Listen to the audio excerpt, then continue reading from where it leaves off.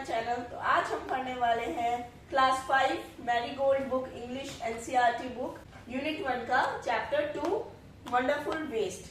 तो इस चैप्टर को स्टार्ट करते हैं। Once the Maharaja of Travancore ordered a grand dinner in his palace. In the afternoon, before the dinner, the Maharaja entered the kitchen to survey the dishes that had been prepared for the feast.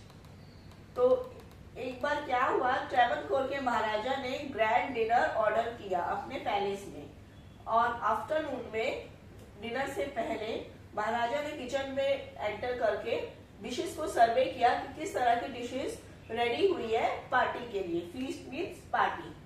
What are you going to do with those vegetable scraps? उसने पूछा कि आप इन vegetable scraps के साथ क्या करोगे। उसने cook से पूछा, जो शेफ पढ़ा रहा है।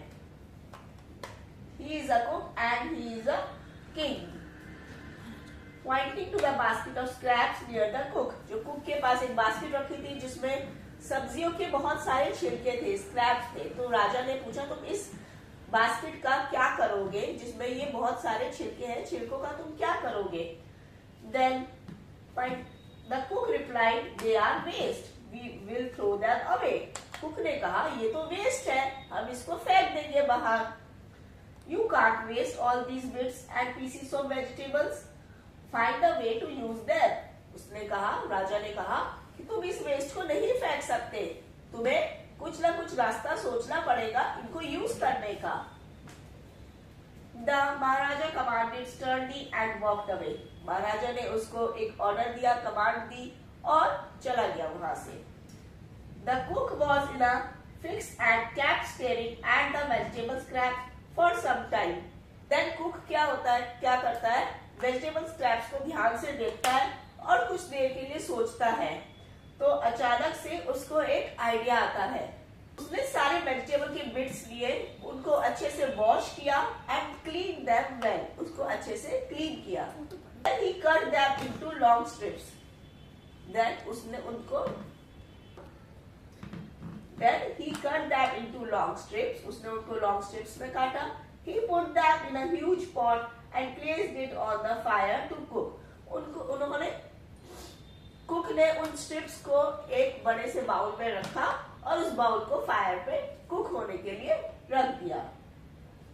He ground some fresh coconut, green chilies and garlic together. Then उसने कुछ कोकोनट लिया, हरी मिर्चें ली, ग्रीन चिलीज एंड गार्लिक, लहसुन, एक साथ को ग्राउंड कर लिया, मिक्स कर लिया, पीस लिया।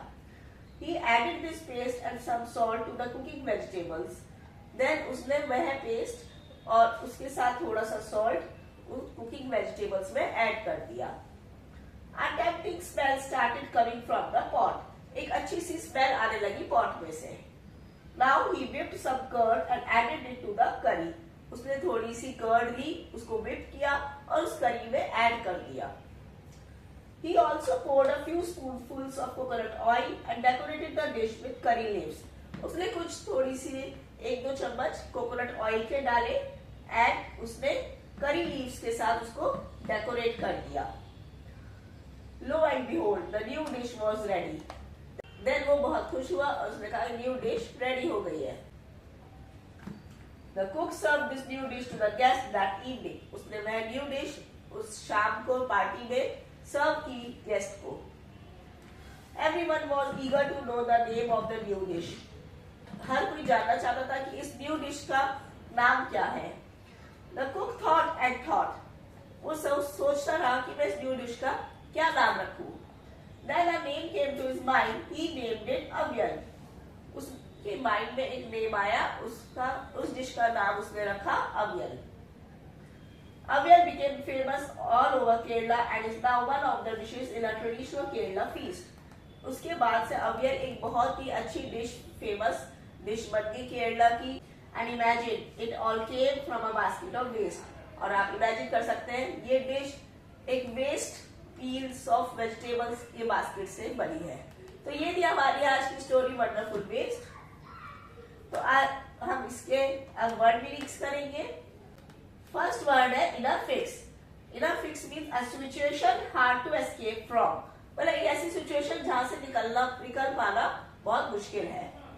सेकंड है flash across the mind, suddenly think of, flash across the mind, mind में कुछ अचानक से आना, तो सडनली थिंक ऑफ, अचानक से सोचना कुछ। Lo and behold, look what a surprise, जब वो अपनी डिश पूरी कर लेता है तो वो बोलता है लो एंड बिहोल्ड, देन वो कहता है वाओ व्हाट अ सरप्राइज, ये तो एक नई डिश तैयार हो गई है। Traditional feast, hearty meal for many guest served on a special occasion, एक अच्छा सा मील रेडी करना बहुत सारे गेस्ट के लिए किसी अच्छे से ओकेजन के लिए। तो ये थे आज के वर्ड मीनिंग्स इस चैप्टर के। तो फ्रेंड्स, ये हमारा चैप्टर था, chapter number 2 of unit 1 marigold class 5।